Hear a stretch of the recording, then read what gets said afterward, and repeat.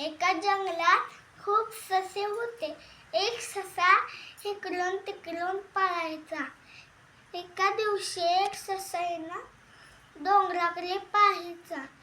एका दिवशी डोंगर चढायला त्याने सुरुवात केली. डोंगर चढता चढता त्याला थकवा आला. मग तो एका झाडाखाली झोपला.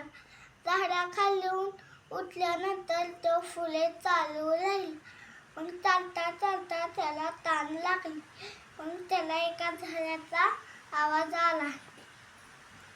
झऱ्याचा आवाज आला मग तो पळत पळत गेला. पळता पळता त्यानं बघितलं हे झरा आहे. मग त्यानं पाठ भरून पाणी पिलं.